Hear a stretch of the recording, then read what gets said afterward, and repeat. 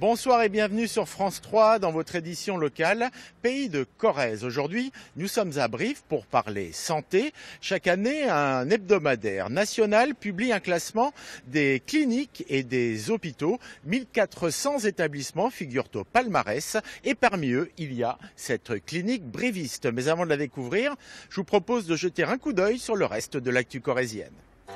C'est un rendez-vous attendu par les établissements français de santé. Le classement des meilleures cliniques et hôpitaux du territoire, publié chaque année par un hebdomadaire national. Et vous allez le voir, la clinique briviste des Cèdres tire son épingle du jeu. Attention, je préfère vous prévenir, certaines images d'opération peuvent choquer votre sensibilité et celle de vos enfants. Bonjour madame. Bonjour monsieur. Jean-Pierre s'apprête à entrer en salle d'opération. C'est la seconde fois que cet octogénaire se fait poser une prothèse de genou, mais aujourd'hui, l'intervention se pratique en ambulatoire. Entrée le matin, sortie le soir, même pas peur. Écoutez, pour celle-là, ça s'est très bien passé. Le lendemain matin, j'étais sur pied le lendemain matin. Alors là, ça sera pareil. Non, ne vous inquiétez pas, je vais très bien. Le moral est bon, les troupes sont fraîches. Allez, on y va. Ici, l'ambulatoire répond à une procédure bien précise. Le patient ne subit plus son opération, il en devient aussi un acteur à part entière. On évite tout ce qui est prémédication qui peut assoupir le patient, puisque c'est le patient lui-même qui monte au bloc et qui s'installe sur la table d'opération.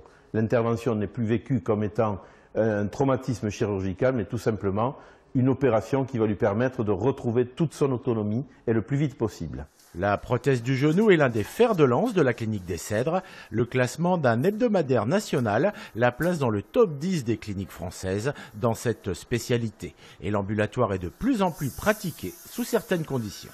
Si l'anesthésiste, le kiné et moi-même sommes d'accord, et surtout si le patient se sent apte à rentrer à la maison, il retourne à domicile. Mais ces critères, même s'ils sont tous satisfaits, s'il y a la moindre inquiétude du patient ou de son entourage, on stoppe la procédure. Ce qui est capital, c'est la collaboration au sein de la clinique, mais également avec les praticiens, que ce soit infirmiers, médecins et kinés à l'extérieur. C'est capital. S'il n'y a pas cette coopération, ça ne peut pas marcher.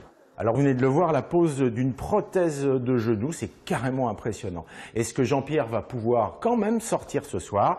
On va aller prendre de ses nouvelles, on le retrouve dans sa chambre. Allongé.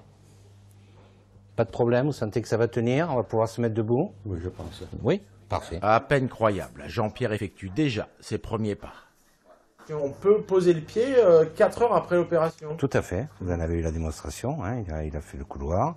Donc là, on va le laisser se reposer un petit peu.